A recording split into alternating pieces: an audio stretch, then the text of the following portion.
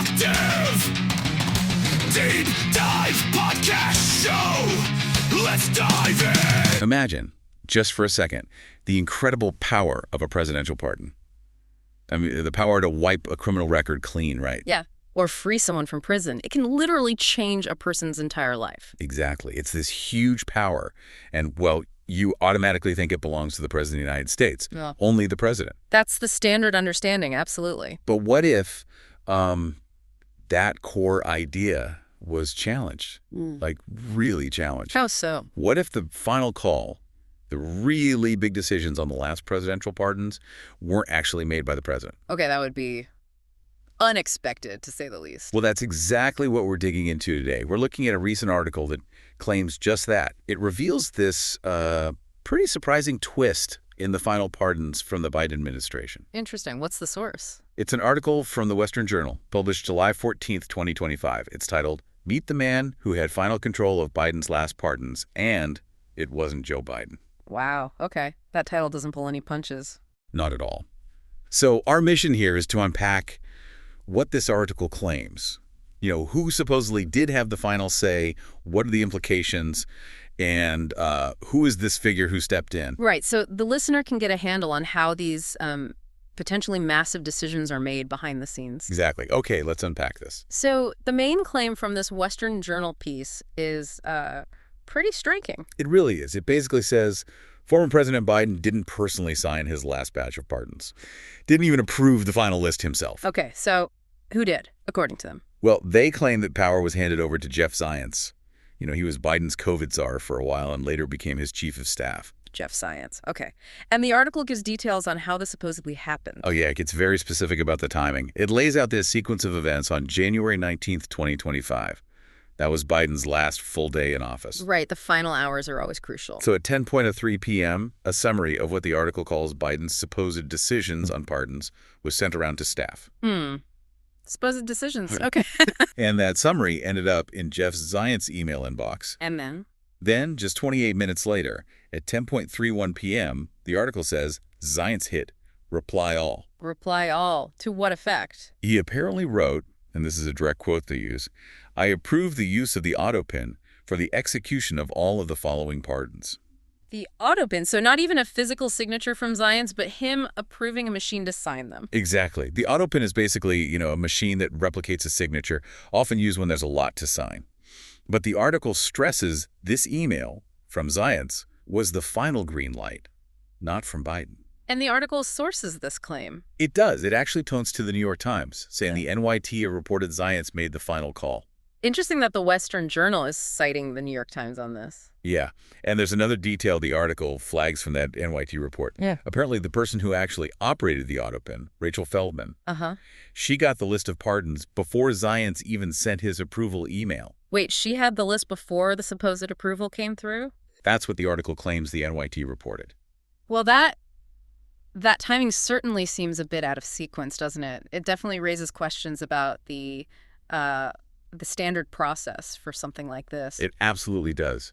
I mean, the article really leans into that timeline. Yeah. And it leads to the big question, right? What does it actually mean for presidential authority if a decision this huge, a pardon, is apparently approved by someone unelected? Especially, yeah, an appointed official like the chief of staff, not the president elected by the people. Right. In the final hours, no less. Yeah. If these claims are accurate, it kind of pulls back the curtain on how delegated authority might work, maybe blurring the lines of who's ultimately responsible. It makes you ask, where does the buck really stop? If it's not the president, then who? Exactly. Yeah. So with that whole approval process question hanging there, the article then zooms in on one specific pardon, a really big name. Who's that? Anthony Fauci. Ah, okay. Not surprising that name would come up in this context. How does the article frame his pardon? Well, it uses some very strong language.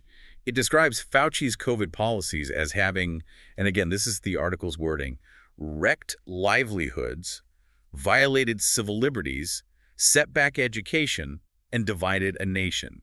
Okay, so clearly the Western Journal has a very critical view of Fauci's role during the pandemic. That's definitely the impression.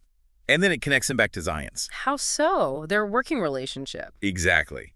It emphasizes that Zients worked right alongside Fauci. He was Biden's hand-picked guy for the pandemic response. Biden's point man, right, I remember that. And the article even brings up an ABC News report saying Zients didn't actually have public health experience, but he ended up running Biden's whole COVID strategy. So Zients and Fauci would have worked very closely then. That's the article's point. It implies, quote, it's safe to assume he and Fauci were close. So close, one might imagine, Zients had an interest in ensuring Fauci never had to answer for any potential wrongdoing. Okay, so it's suggesting a potential motive there. A conflict of interest, perhaps. Protecting a close colleague. That seems to be the implication, yes. And the pardon itself, as described in the article. It sounds incredibly broad. How broad? It apparently shielded Fauci for any offenses he may have committed or taken part in, all the way from January 1st, 2014, up to the date of the pardon itself. Wow, 2014. That covers a lot of ground, well before COVID even started. It certainly does. And this, I think, raises a really important question for you, for the listener. When you have these kinds of decisions, like pardons, being made, and they involve people the decision maker worked closely with, what does that mean? Yeah, what are the ethical considerations? And why should we care about that? What are the implications for public trust when you see something like this reported? That's a critical point. The article definitely paints this picture of Zients potentially acting out of, loyalty or self-interest because of his connection to Fauci. Right. And beyond the specific individuals, it touches on a core principle, doesn't it? The idea that government power should be used impartially. When an article like this suggests a potential conflict of interest, especially in something as significant as a pardon, it naturally makes people question the fairness of the process. Can you trust the decision if there's even a perception of bias? Exactly. Yeah. It chips away at public confidence. You start wondering how many decisions are made based on relationships rather than, objective criteria. The article frames it as being about accountability. So let's talk more about Jeff Zients himself. Right. Who is this guy? The article describes him as a man a majority of Americans have probably never heard of. Which is kind of ironic, right, if he really held the power to approve these final pardons. Definitely. So the article tries to fill in the blanks. It looks into his background, specifically his business career before and between government stints. Okay, what does it say? It mentions sources. Yeah, it draws on reporting from the Daily Caller and also ABC News. It claims Zients was involved with healthcare companies that faced accusations of Medicare and Medicaid fraud. Fraud involving government health programs. That's serious. Very. According to the article, one company he helped lead allegedly settled claims with the Department of Justice for about $6.88 million. Okay. And another one, reportedly, for a whopping $150 million. Wow, those are significant numbers. Any other business dealings mentioned? Yeah. It also notes he was on the board of Facebook for a time, and that he helped launch a law firm that was reportedly connected to issues like surprise medical billing and malpractice suits. So a background in healthcare, finance, and tech, it sounds like, with some controversy attached, according to these reports. And the article mentions he made quite a bit of money, millions, both before and after his time working in the Obama administration. Right. And you mentioned earlier that ABC News report said he was sometimes given projects where he didn't have direct experience. Exactly. The article includes that detail. And look, it's important to point out the language the Western Journal uses. It frames Zients quite starkly. How so? It calls him the guy waving through last-minute pardons as the cognitively compromised president prepared to be retired to Delaware. Okay, that's very pointed language. Clearly stating a particular viewpoint on both Zients and Biden there. Absolutely. It leaves no doubt about the article's perspective. But interestingly, the article itself includes a counterpoint, right? A different view of Zients. It does, yes. Yeah. And it's important we mention that, too, for balance. It quotes from an older ABC News piece, this one from before January 2021. And what did that say? It said, friends and colleagues described Zients quite differently. They called him the right guy for the job and a relentless executor, someone known for jumping onto sinking ships to try and right them.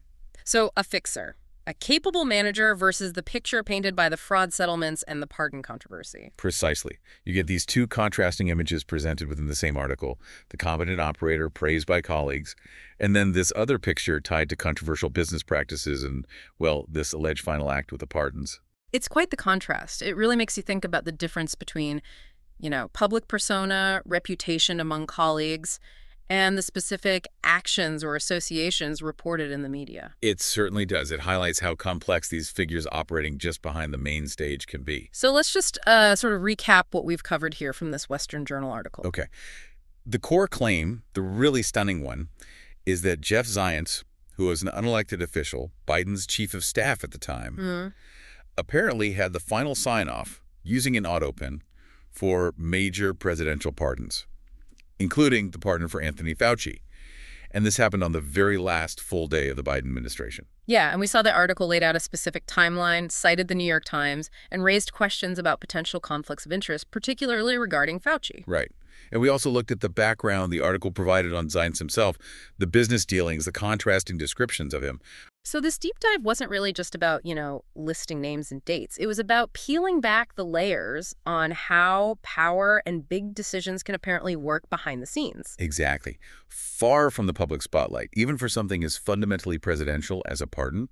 It shows how authority might be, more spread out or delegated than many of us assume day to day. Which brings us to the final thought, maybe something for you, the listener, to chew on.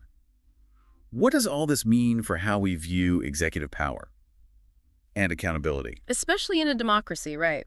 If critical decisions we normally associate directly with the elected president, might actually bypass that person, what does that imply? Yeah, what does it mean if the person we vote for isn't necessarily the one making every single final call, especially in those final, potentially chaotic hours of an administration? It definitely invites you to think more deeply about the actual mechanics of power, the role of unelected advisors and staff, and, where authority truly rests as one presidency ends and another begins. Definitely something to mull over as you keep exploring how governance actually works, often in ways we don't expect.